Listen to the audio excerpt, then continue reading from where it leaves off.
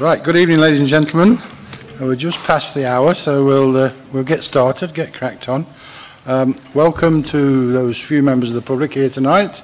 Thank you to officers for coming, and welcome to the media, who's just arriving too. We have one other special welcome tonight. We have a new Chief Executive at the Derby City Council. Carol Mills is with it, joining us for our first Cabinet meeting. Welcome. I'm sure you'll enjoy.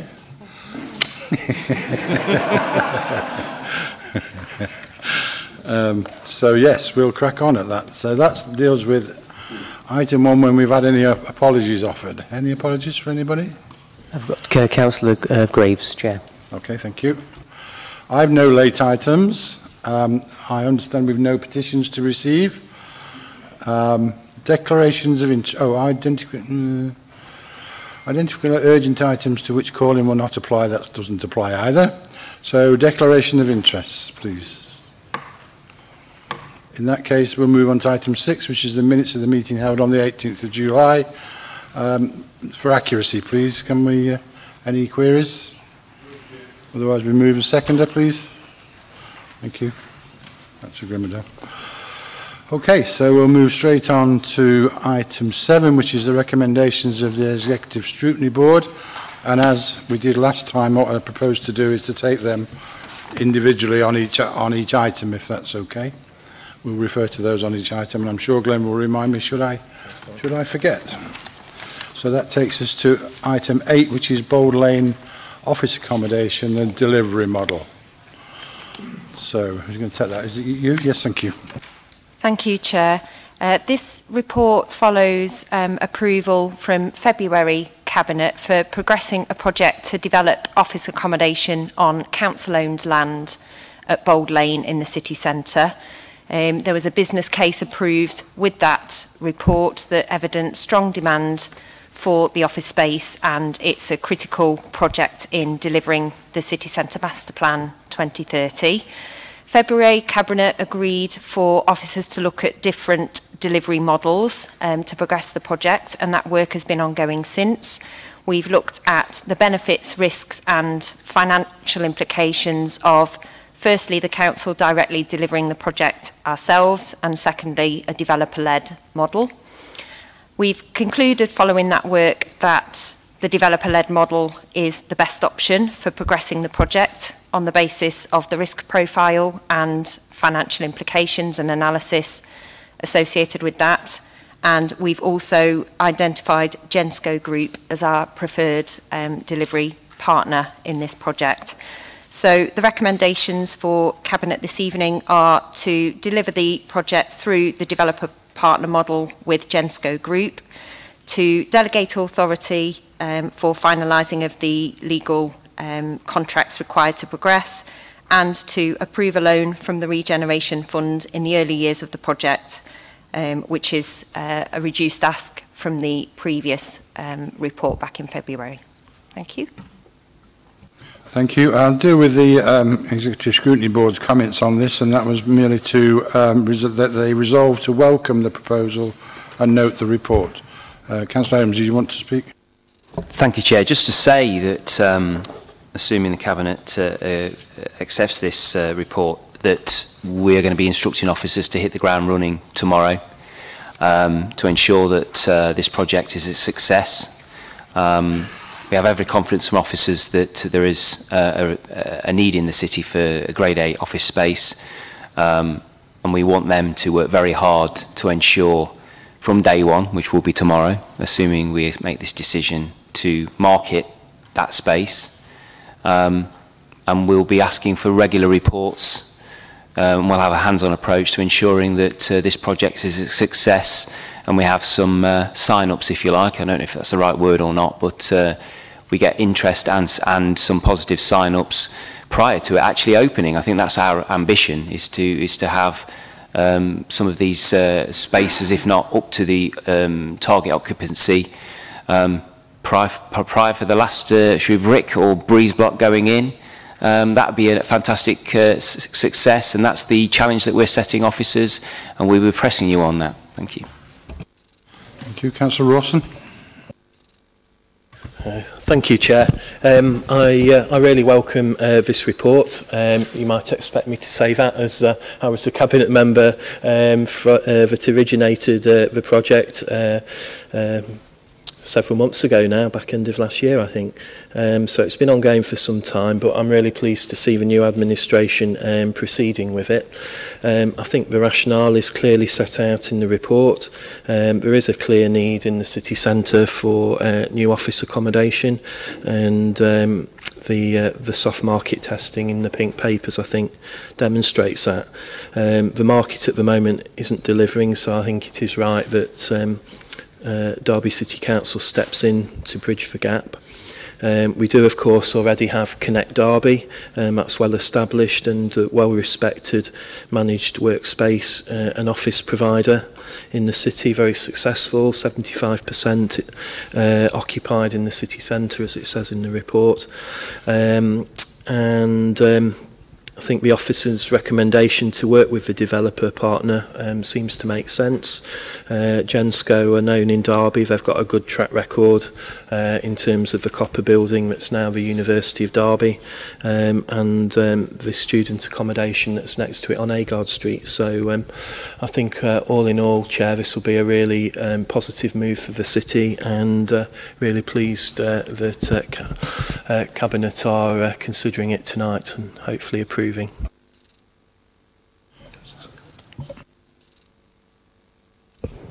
Thank you, Chair. I very much welcome this. That site, I think, has been vacant for quite a number of years, and it's good to see that it's going to be put to good, productive use for the benefit of the city. Thank you. I agree with both your contributions. Martin, you'll know that we're on the same message with this. In actual fact, the Derby needs to be showing itself as open for business, needs to encourage more cranes on the skyline. If the market's not doing it, as you say, there's a reason for that. The market tends to do these things when they've got occupants ready to move into them. So that's where the risk lies with this. In my view, the risk here is minimal. It's a great site. It's very handy for the courts. It could easily make very suitable legal officers, and I'm confident that they will be filled without too much delay. So I would recommend it to Cabinet. Are we okay with that? Agreed? Thank you.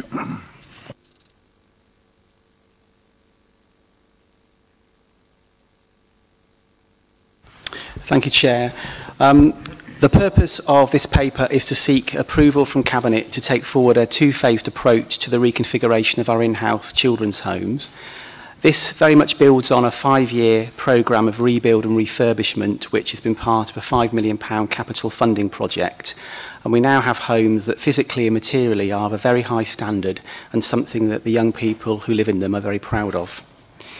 In the first instance, I just wanted to acknowledge really and point out that the report doesn't make reference to the specific locations or names of the homes due to the need to keep those confidential because of our young people living there and to minimise the risk of any potential safeguarding issues.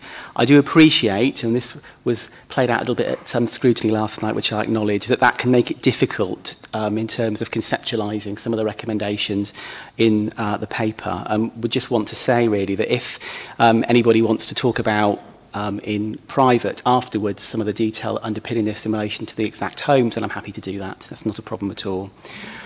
The current position is that currently the council operates 5 children's homes, providing up to 25 beds for mainstream and disabled young people. And as of today, we have 17 young people placed in our children's homes. The report recommends a two-phased approach to reconfiguring our children's homes provision over the next 12 months. Phase 1 would comprise of up to 24 beds across 2 hubs, with the 2 hubs targeting different levels of need.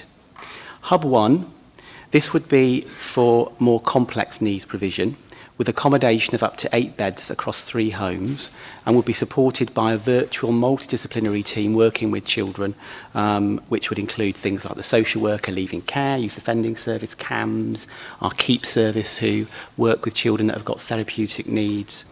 And Hub 2 would be for more settled care, retaining the existing mainstream and disabled needs provision that we have, with provision of up to 16 beds across 3 homes, and working to ensure that young people are prepared and supported to exit care at the most appropriate time.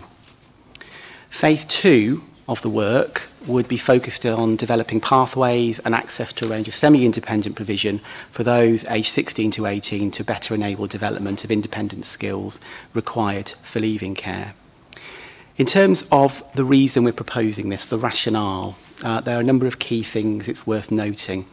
We've carried out a lot of work which highlights that the children we are looking after now in residential care and who we predict we're going to need to look after in residential care going forward into the future are more complex than those we looked after 2 to 3 years ago. And that's because of issues around things such as autism, ADHD, incidents of self-harm, child sexual exploitation. This means that for some of our children, they need to be placed in smaller 2 to 3 bedded homes rather than 5 to 6 bedded homes, as is our current configuration, at least while we carry out a period of assessment or further work. And currently, the only way we can do that is either to block beds in our current homes, hence why our numbers are 17, or if it's not possible, we have to place children in external children's homes, which means on occasions that children are placed far away from their home, and it's not an efficient use of our resources, and it creates a budget pressure. It's also important to note that the external market is becoming increasingly saturated, which means that it's becoming more difficult to find placements for young people, particularly locally in Derby, Derbyshire, and particularly those with more complex needs.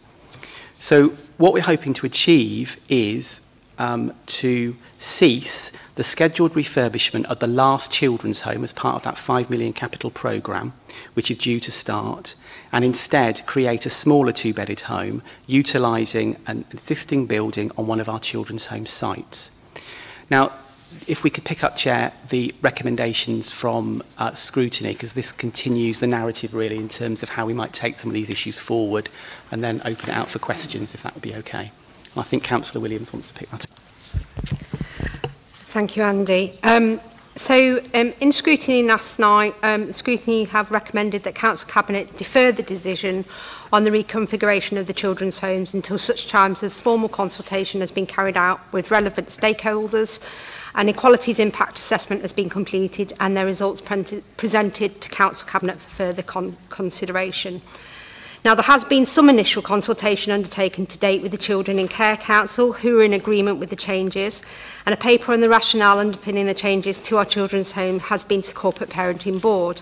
We've also discussed the planned strategic changes with Ofsted, who support direction of travel. So the 2 recommendations listed at 2.1 and 2.2 of the report already state that these should be subject to formal consultation with relevant stakeholders and children and young people and consideration of the outcome.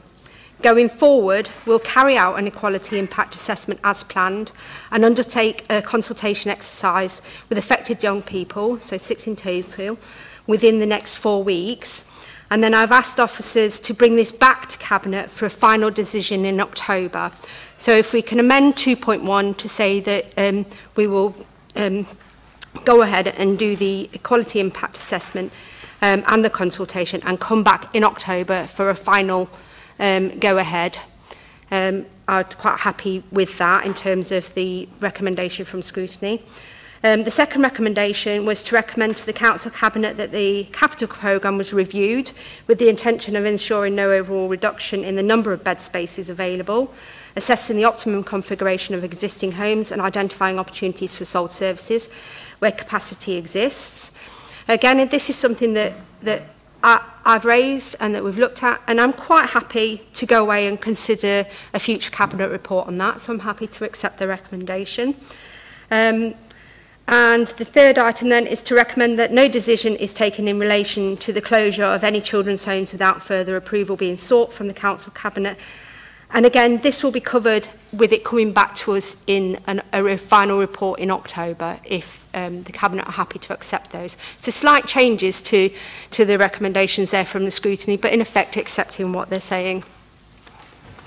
So just to be clear, effectively with changes to recommendation 2.1, we can effectively accept 3 recommendations from scrutiny last night. Okay? Thank you. Councillor Eldred.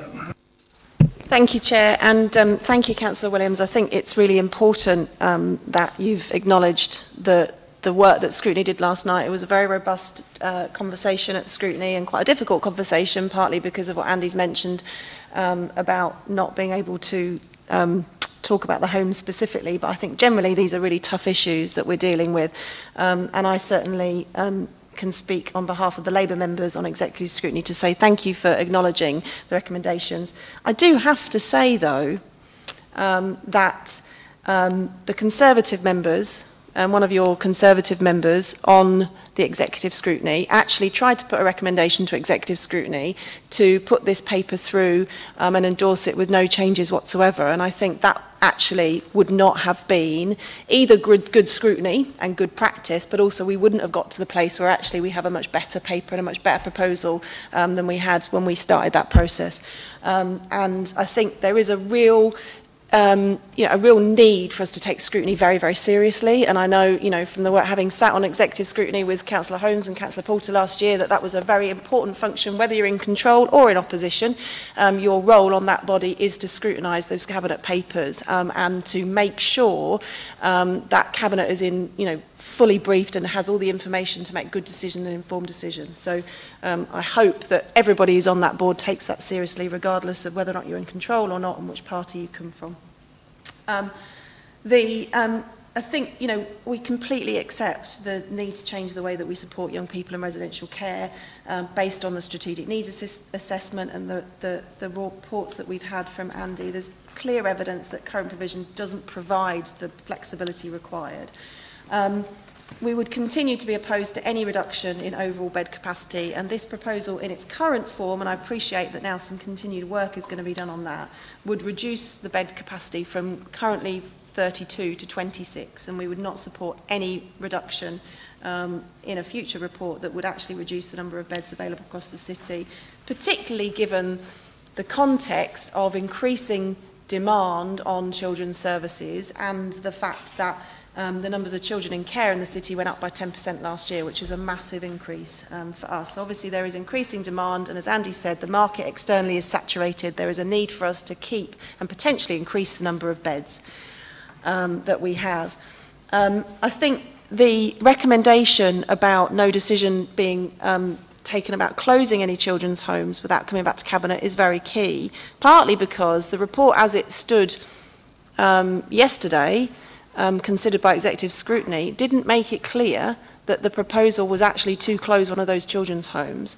So the report said to cease the refurbishment of that children's home, but didn't make it clear that actually that meant that that children's home would be closed. And I think it's really, really important that that decision, before any decision about closing a children's home is made, it comes back to Cabinet. So I think the other thing that was unclear, and one of the reasons why we had a robust discussion at exec scrutiny last night, was because the report indicates that the process would be cost neutral. This would be a cost neutral proposal, whereas when we questioned officers last night at Cabinet, executive scrutiny, it became clear that it wasn't actually going to be cost neutral, and that's not refurbishing the 6-bedded home and closing it would actually result in an immediate £350,000 capital saving. Based on the cost estimation of refurbishing that 6-bedded home and the cost of using money to refurbish the 2-beds home. So I think, we need to make sure that the information in the reports is accurate and is, robust enough for you to be able to make decisions as Cabinet. I think there is an opportunity here for investor save revenue generation in relation to that 6-bedded home, particularly given that as an authority, we have a very good reputation when it comes to looked after children, our children in care. We all know that we secured a good rating from Ofsted last year. And if the market is saturated, that means that other local authorities will be looking around for good provision for their children. And we may be in a position to be able to provide that and generate some revenue by doing so, although that wouldn't be the primary reason for doing it. Obviously, I think one of the things about this is Cabinet members, obviously as a whole Cabinet you make decisions, but Cabinet members have to make sure that the papers that are being put before Cabinet are robust, do have all the information and are accurate. And I understand that you've changed the process in terms of the Cabinet papers being presented by officers and not being in the name of the portfolio holder or the Cabinet member. But I think ultimately Cabinet members are responsible for the papers that come forward to Cabinet. And I think that the work that happened at executive scrutiny was really good last night, and I appreciate the fact that Yvonne's taking that on board. But I think for future, we need to make sure that these reports are robust and contain all the information they need to contain. Thank you, Chair. Thank you, Councillor Eldred, for your contribution. First thing to say is, by the sounds of it, then it was corporate scrutiny last night was well chaired, because we got there in the end, didn't we? In relation to your contribution, I absolutely don't mind a position statement, but rather than a speech and going on too long, maybe it might be more helpful to Cabinet if you can make your contribution more in line with questioning. If you've got specific things you want to raise or questions to what you want to answer, it might help the flow of the meeting. We do understand the process in relation to how the Cabinet system runs, and we'll run it as we see fit. So, Councillor Skelton. Sorry, Chair, so you're saying that I'm restricted to only asking questions and no other contribution as the Leader of the Opposition? Is there anything in standing orders that sets out that that's all I'm allowed to do in Cabinet meetings? Is that what I said, Councillor Eldred? What I said was it would be helpful if your contribution was more focused around particular issues and questions rather than speeches, and it would help the flow of the meeting. Okay, Councillor Skelton, thank you. Thank you, Chair. Just returning to this, the home that's not going to be refurbished.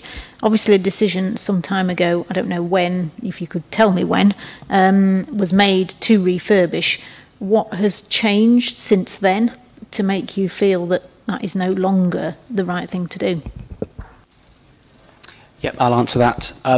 So the refurbishment programme, when we introduced this back in 2012, 2013, there was a programme of refurbishment for all of our homes, which meant that we had to carefully plan when the homes were going to be refurbished so that we could move children out and then plan to move them back in. So this particular home, which I can't mention, I'm going to try not to as I talk to you now, this particular home, which is the last home in the programme that we were going to refurb, that was always the plan 4 or 5 years ago. It was just the last one left to refurb. But we've done some work over the last 6 to 8 months in really trying to make sure that we've got the right type of placement provision to meet the needs of the young people that are in care now and those that we think we're going to have to look after going forward.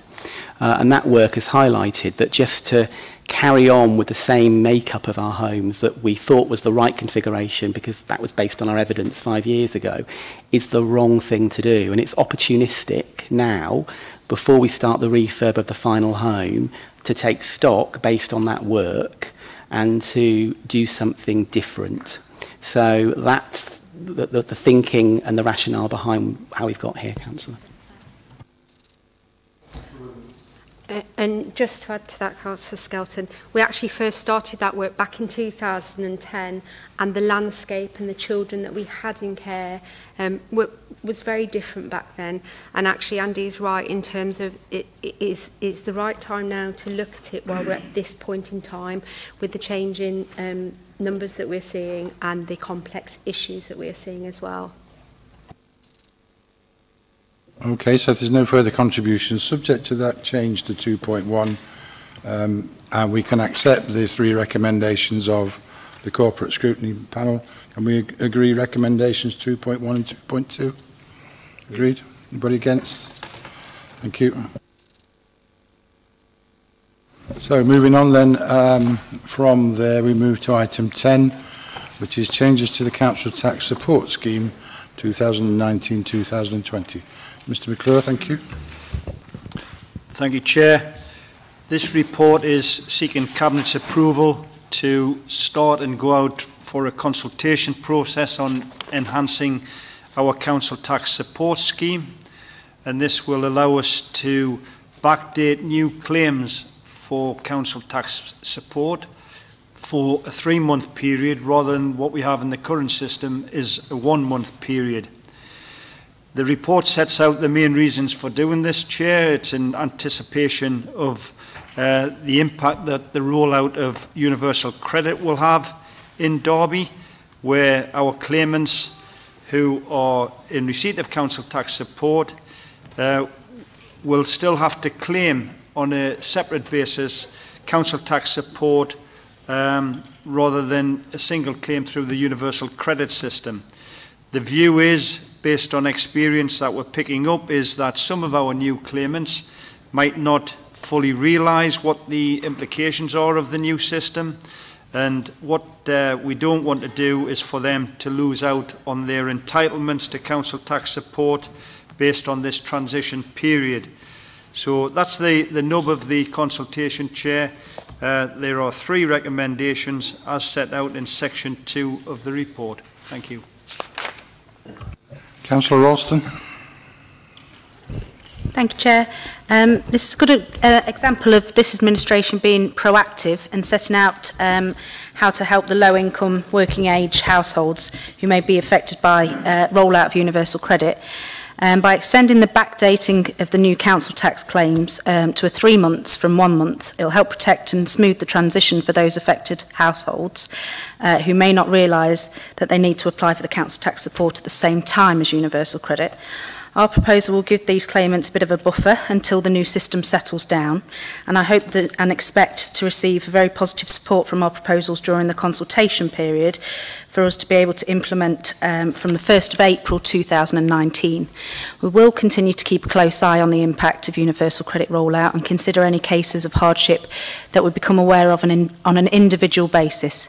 I'm regularly meeting with John Massey on a monthly basis, but he understands that I operate an open door agreement, and all officers are aware that if there are issues that they, as and when they arrive, to come and feed back to us.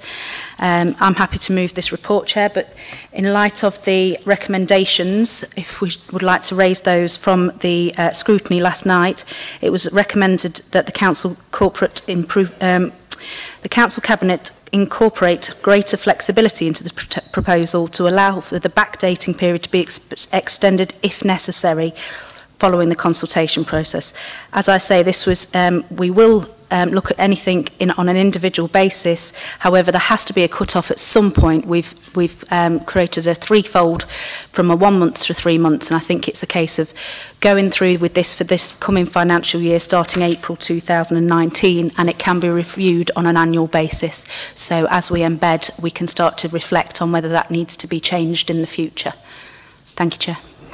So I take it from that, the second part of that, the recommendation to extend, if necessary, we don't believe necessary at this point.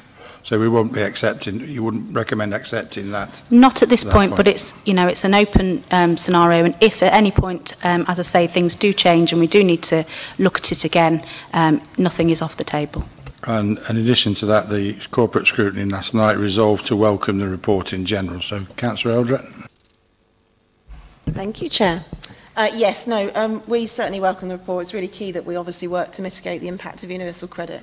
I think the issue with the flexibility is that we understand that the council tax support scheme can only be changed once a year on an annual basis for very good reasons.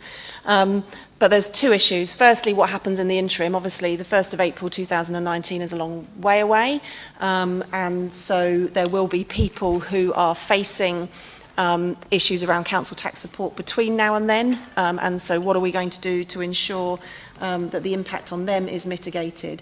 But also the issue is that as universal credit evolves and we start to understand the impact of universal credit on residents in Derby, that the worry is that there's such a time lag, a 12-month period, between being able to make changes to the scheme that doesn't allow us to be dynamic in responding to the needs of universal credit claimants and residents in the city.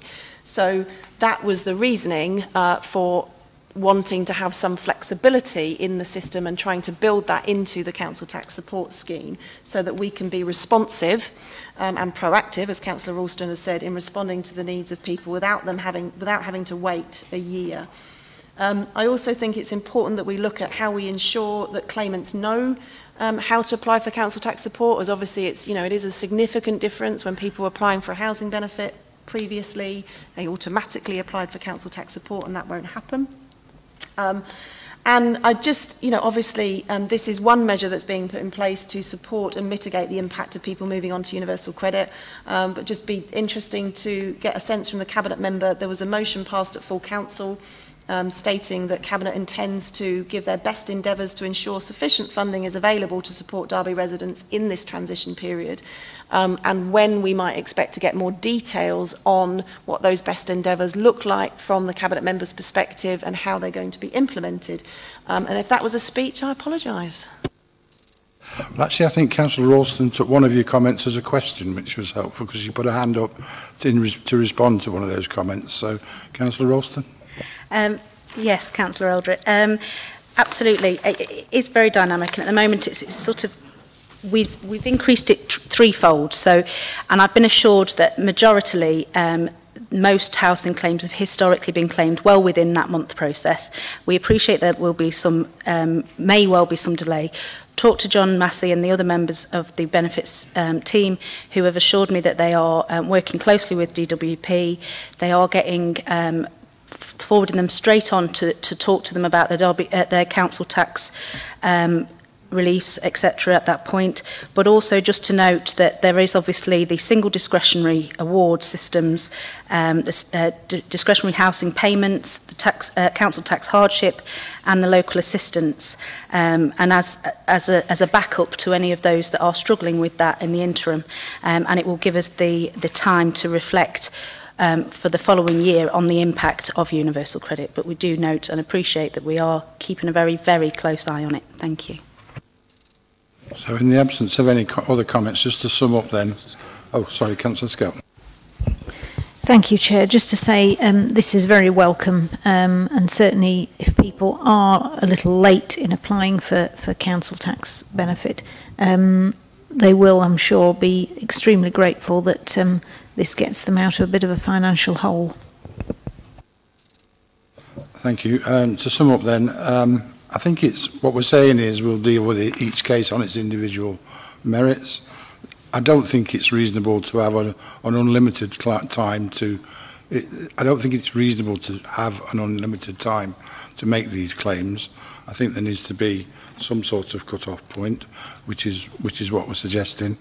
In actual fact, some of the concerns around universal credits don't seem to be coming to fruition. It seems that on the basis of what we've seen so far, the system is coping pretty well, but this will act as a long stop for people who may get tied up in those sort of details with universal credit and not get around to this in time. So we're unable to accept the second part of the corporate scrutiny's recommendations, but are we able to agree recommendations 2.1 to 2.3?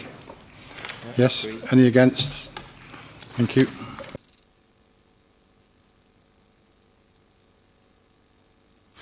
Item 11 is the Q1 forecast outturn for general fund, etc. Is that you, Councillor, Mr. McClure? Yes. Thank you, Chair. This is the forecast of outturn for our 5 main accounts that are listed in the heading of the paper for the current financial year, and the figures in the report are based upon the income and expenditure as at the Q1 end period, 30th of June. Within the summary section, Chair, the revenue budget is showing a projected overspend at this stage of £6.3 million, and if I can ask you to turn to table 1 on page 2 of the report, it gives you a breakdown of how that £6.3 million forecasted variance in the end column of that table is made up. You'll see there, Chairman, not unexpectedly perhaps, that within the people services we're forecasting an overspend of £6 million, and that's in the children's side of the people services. Within the body of the report there's a lot more information contained in the report on how that figure is made up, but it's primarily based upon increasing numbers of looked after children in our care, making up £5 million of estimated overspend, and also £1 million worth is a cost attributed to us needing to retain experienced social workers, and the only way we were able to do that at this time is through recruiting agency workers. The other overspend in the next service directorate is within Communities Place, 545,000. Again, within the body of the report, it explains that the main reason for that is an underachievement of income, and there's a breakdown of how that figure is made up across the variant income budgets. Within corporate resources, we're forecasting an overspend at this time of 226,000, and that's primarily around our business support service and our translation services, where the demand is higher than, our anticipated demand is higher than we've budgeted for at this time.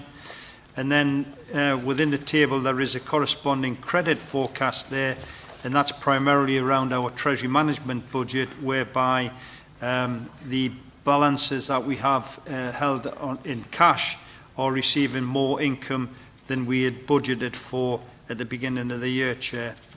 The next relevant account that I wish to draw your attention to is the capital budget, and there is a table on page 9 of the report which summarises what the position is on capital. You'll see there that the approved capital budget that was agreed back in January was £134 million, and if you look at column 4 in the table, we've been able to increase that capital budget to 146 million, and the reason for that increase is contained within the report. The actual spend column is what I would like to draw your attention to, though, Chair, whereby you'll see that the actual expenditure at the end of Q1 is £12.6 million, which in percentage terms looks to be very low at this time of year, 9.4%. What I'm working on with the project managers of the capital programme, Chair, and the accountants is to try and, in the next report that we'll bring to Cabinet, to get some better profiling around some of these projects, so that what we're able to do is show actual spend against quarterly profiles, which will give members and the public so a better indication of how we are performing. But at this stage, there is some assurance from this table, in consultation with with our project managers, that we will deliver the whole of the capital programme by the end of the financial year. Chair, coming back to the summary, what I would like to also draw your attention to is that there is a section in this report on reserves. The General Reserve is reporting at this stage a retained balance of just under £11 million, which is what we set off at the beginning of the year. There's been no drawdown yet on that General Reserve, so we're forecasting that that reserve will stay intact by the end of the year.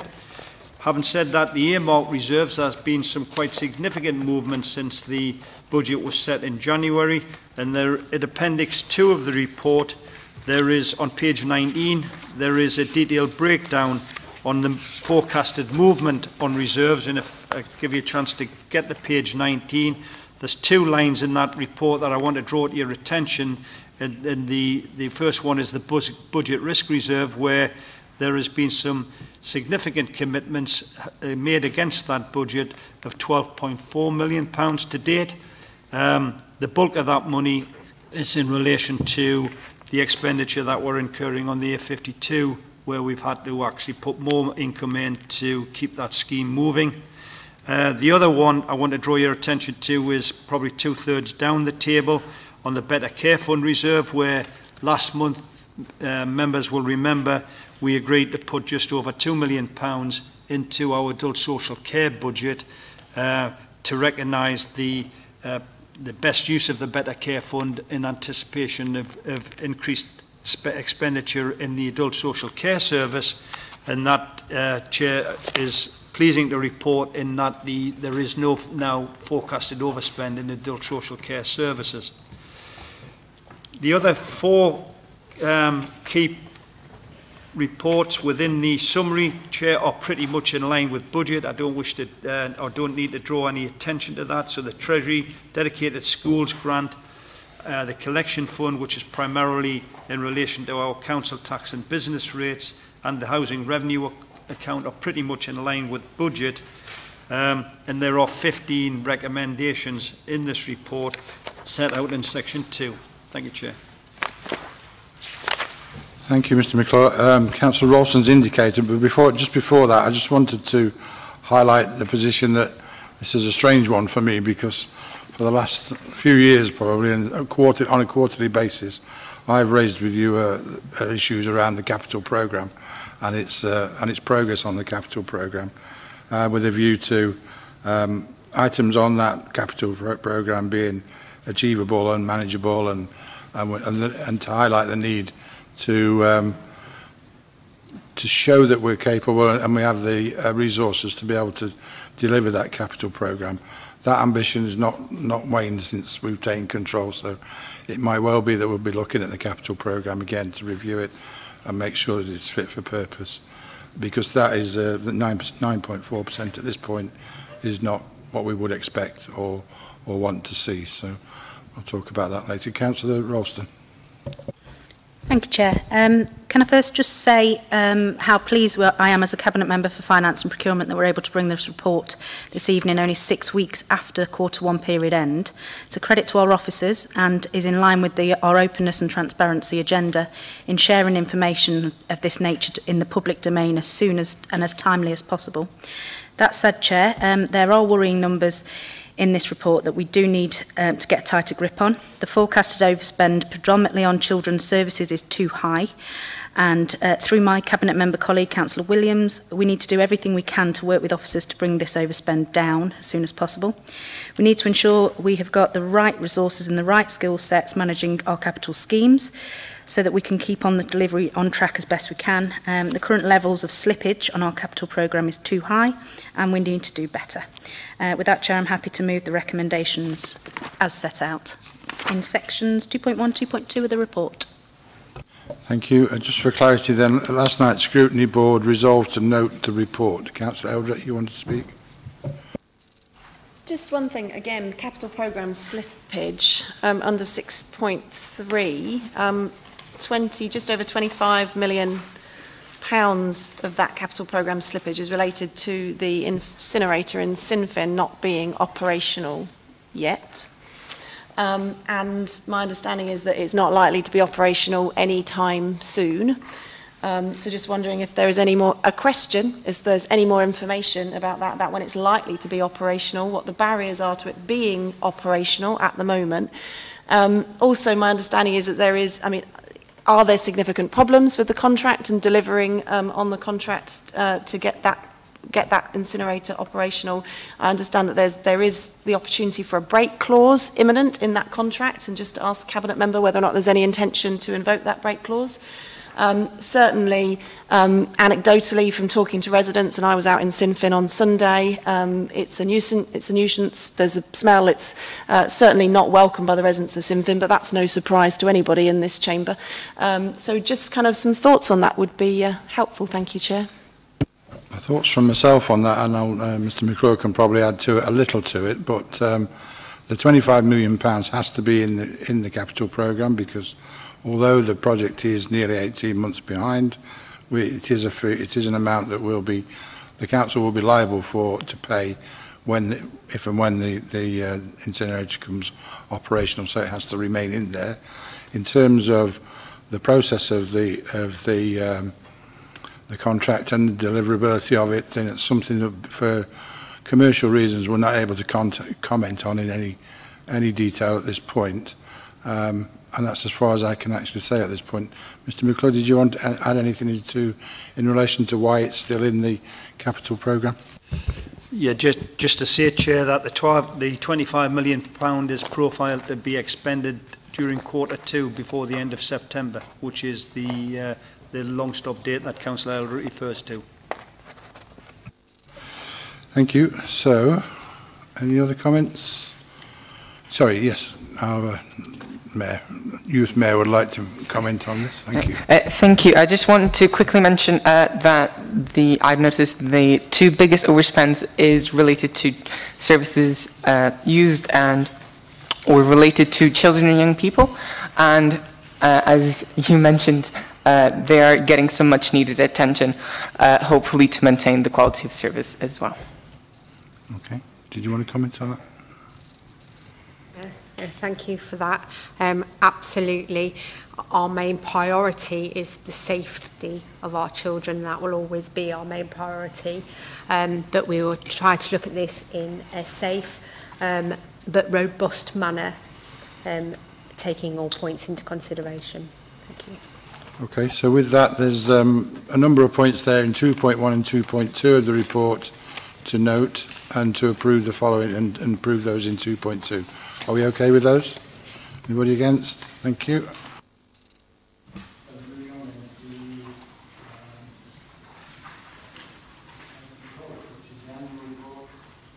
The annual report and review of performance 17-18. I think, Heather, you're going to address us on this one. Thank you. Thank you, Chair. The annual report is an important document which helps to communicate the Council's achievements, its challenges, as well as promoting a general understanding of the Council's work. It's also recognised good practice to report against key priorities contained in the Council plan. The report itself features two elements. So first of all, Appendix 2, which is a user-friendly summary of the achievements and key performance results structured by priority outcome, so safe, strong, ambitious and resilient.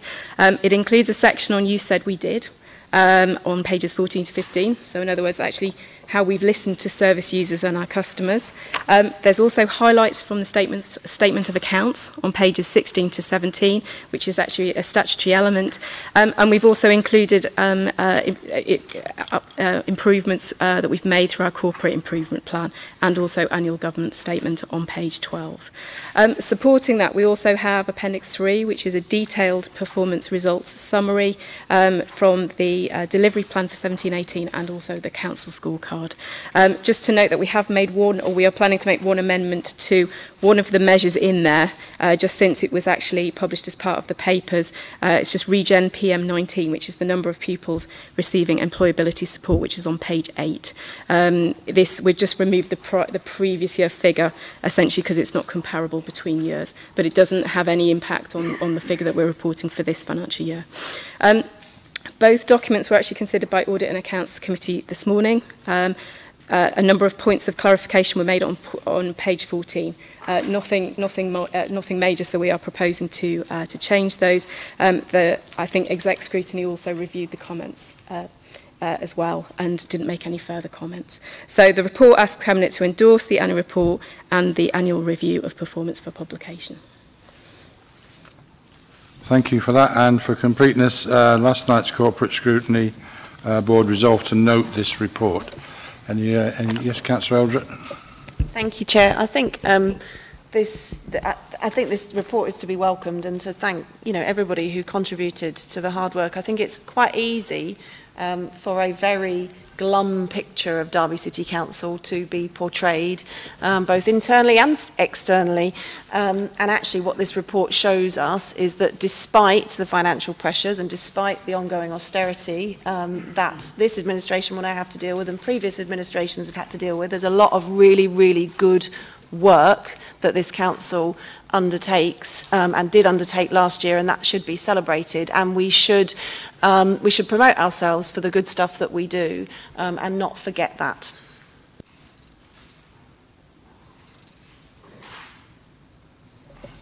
Right, I just want to welcome this report as well, and thank personally for the inclusion of Voices in Action in this report. I do believe it is quite important, and thank you for our inclusion in this report. Thank you. I think that's an indication that your contribution through Voices in Action is absolutely appreciated and always will be. And Councillor Eldred, I'm sure we're not being glum about things because the city's on the way up now, so we'll be quite up and positive about things. So, the recommendation under this one is to endorse the annual report and annual review of performance. Are we agreed on that? Thank you. So that takes us to item 13, the Council Delivery Plan for 18-19. Is that you again, Heather? It is, it's me again. So the last item was a backward look. This is a forward look. So the Council Delivery Plan presents key actions the Council will take this financial year. It replaces the Delivery Plan for 17-18 and will form the basis of updates to be included in the Cabinet's performance monitoring and also annual report throughout this financial year. It will be a dynamic document, and it sits alongside the Council scorecard and wider service plans and strategies. The Delivery Plan itself contains a mix of milestones, and where appropriate we've included target timescales for those milestones. There's also a number of measures in the Delivery Plan that are linked to either the Council scorecard, service plans, and or wider strategies. I know one of the recommendations that Exec Scrutiny made last night was that the Delivery Plan is considered alongside the Council scorecard.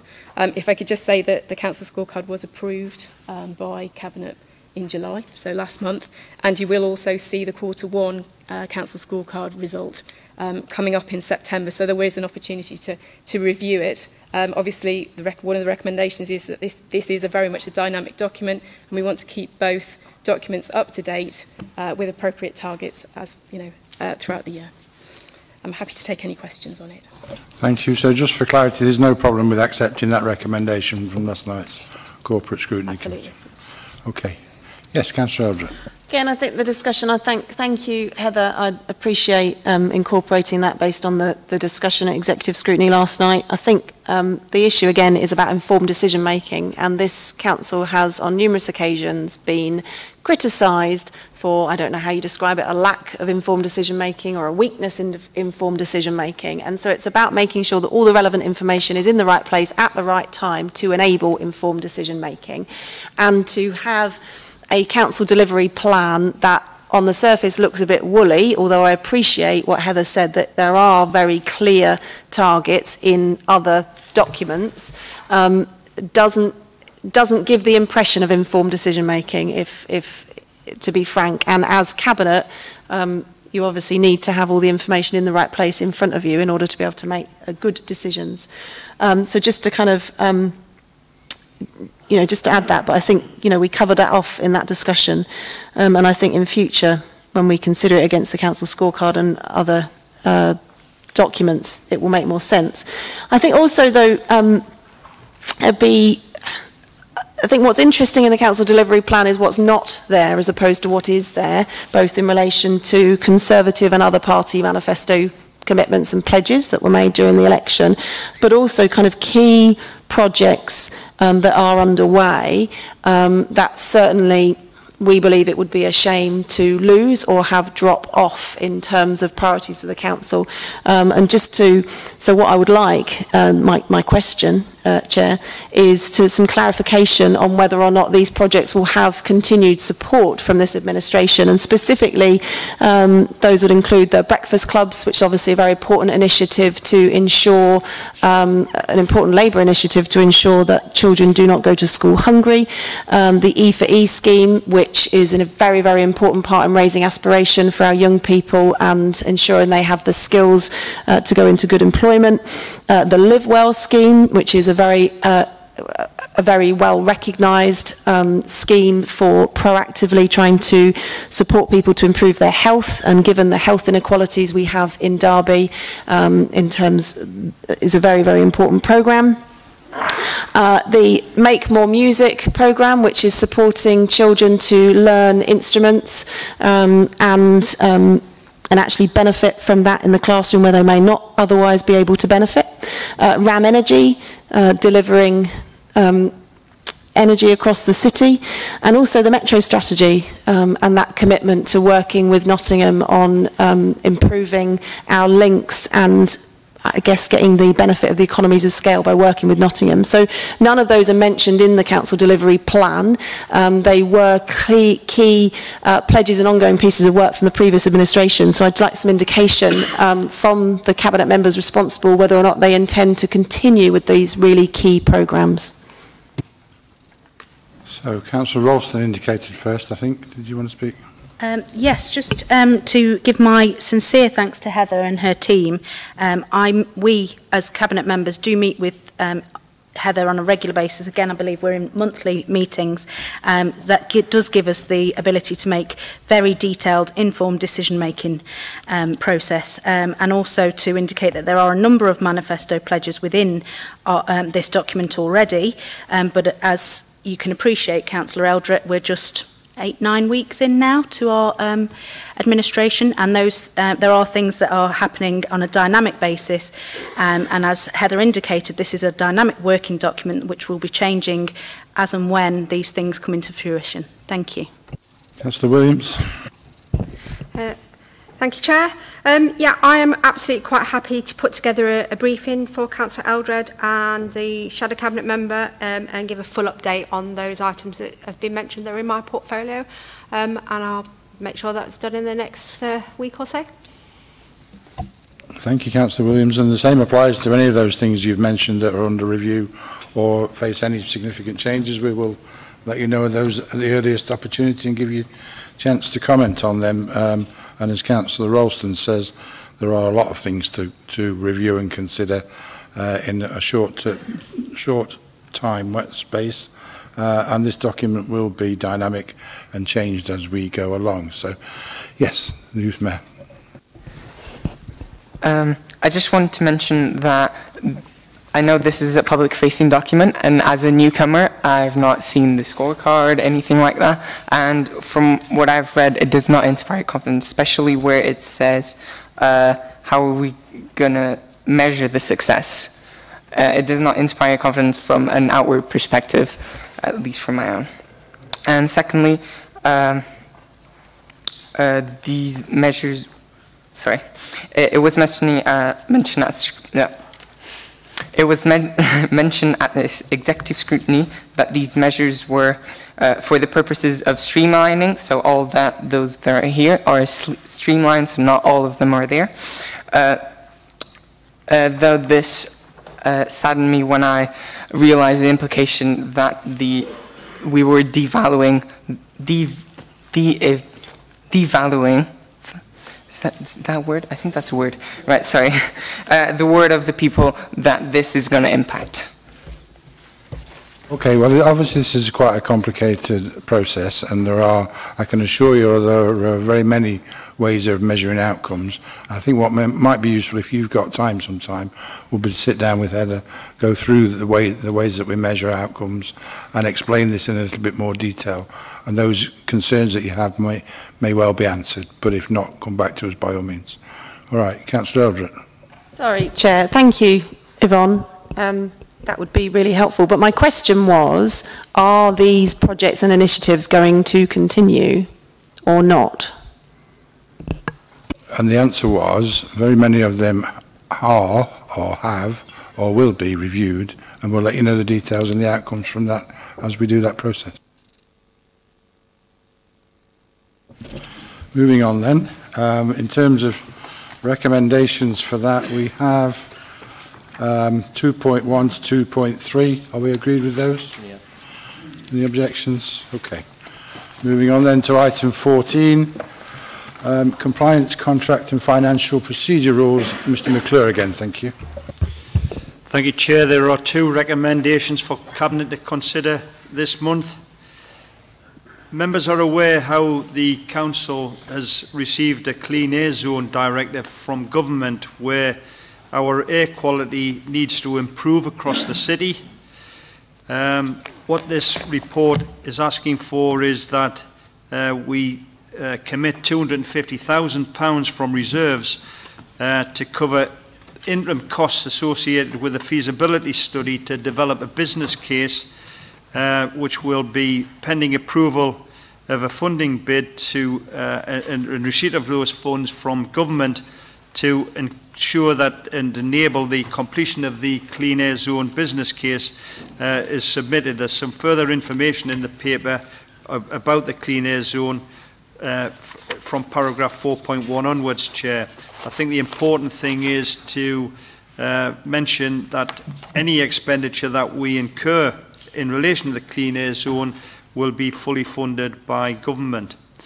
The second consideration is asking Cabinet to approve the use of £95,000 from our swimming pool capital budget allocation of £33 million, and this is to undertake a feasibility study to explore an enhanced leisure water option within the new swimming pool complex in Moorways, and there's some further information included to support that request in paragraph 4.9 onwards.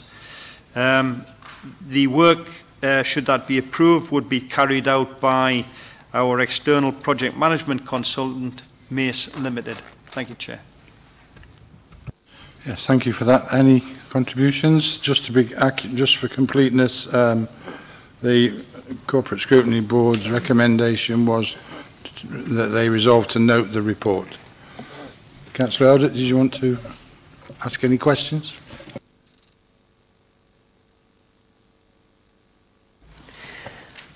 I'm not sure that this is entirely necessary, given that there has been an awful lot of work done on the scheme for this pool over a period of time, which has been consulted on. So the public have very clearly expressed their view through a public consultation as to what option they would support in terms of the pool.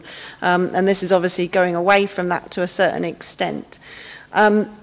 And also, from an administration who made a manifesto commitment to reduce spending on consultants, it seems a little odd that, you know, we're now spending another £95,000 on consultants, when actually you've already received a presentation on possible enhanced options with costings attached to that. You know, so it's kind of not really clear what the feasibility study will then entail. I do have some concerns about potentially changing the scheme at this stage, particularly around the delays that could cause. Any significant change to the project, pending obviously the result of the feasibility study, would require planning approval and potentially further public consultation, which would delay the project significantly, and obviously that would have associated costs. It also could make the project significantly more expensive and potentially unaffordable to the authority.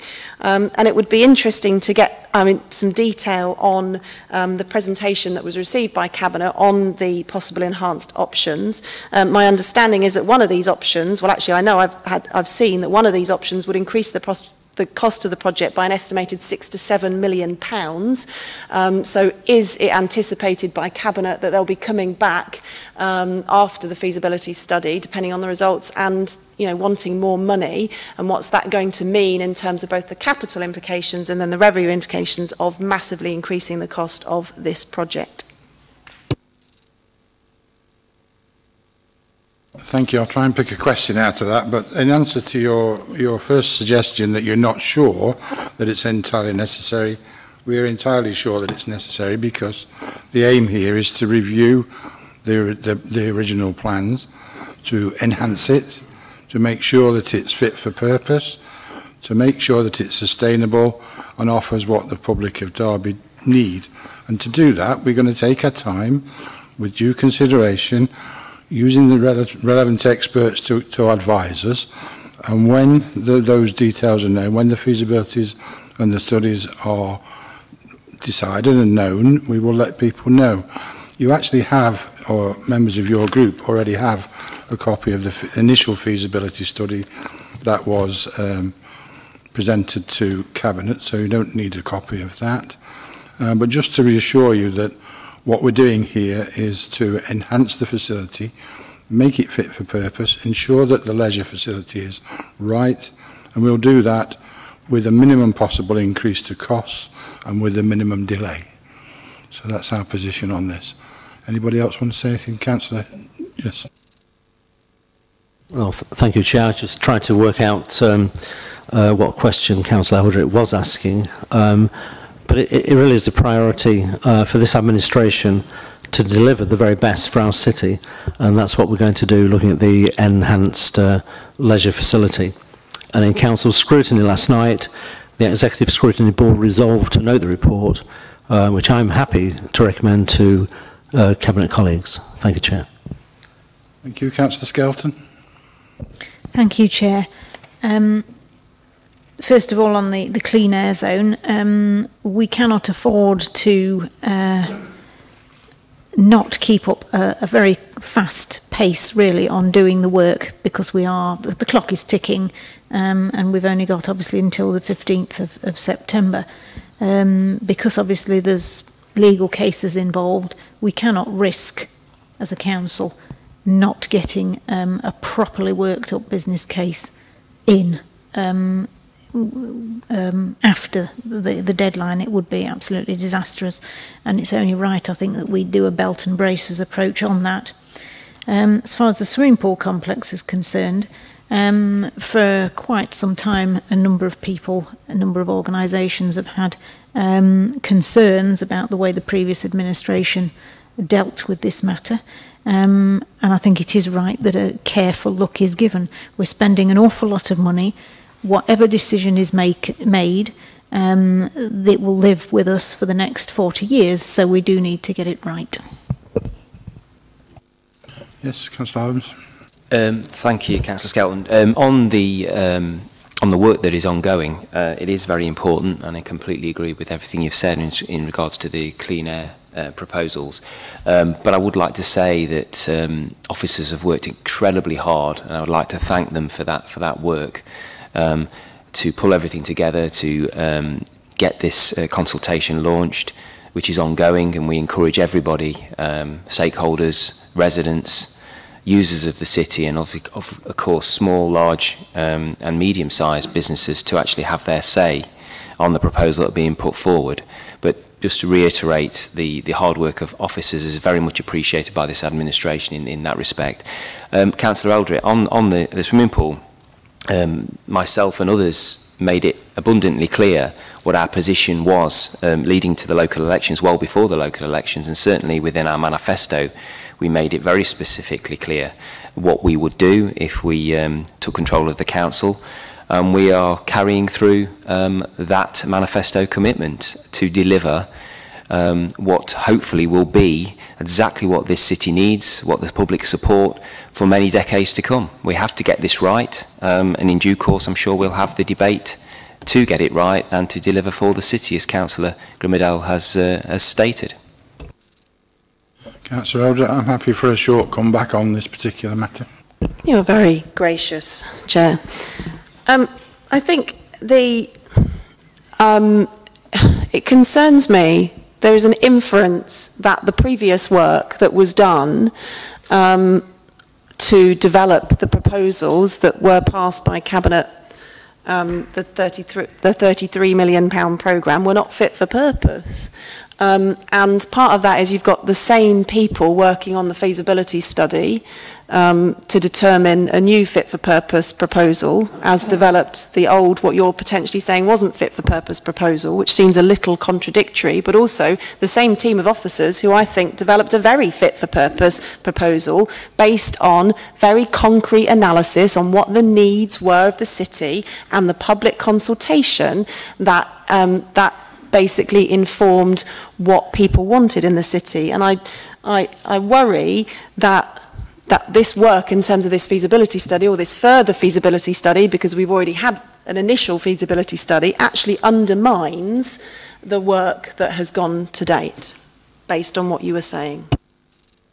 Thank you for that contribution. Councillor Grimmadale. Well, no one has ever said that it's never fit for purpose.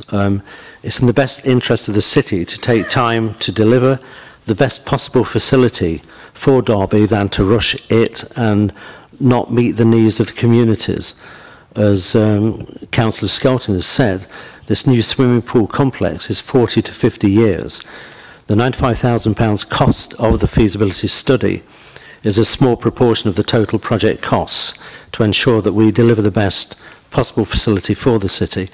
The £95,000 represents 0.29% of the £33 million. Thank you, Chair.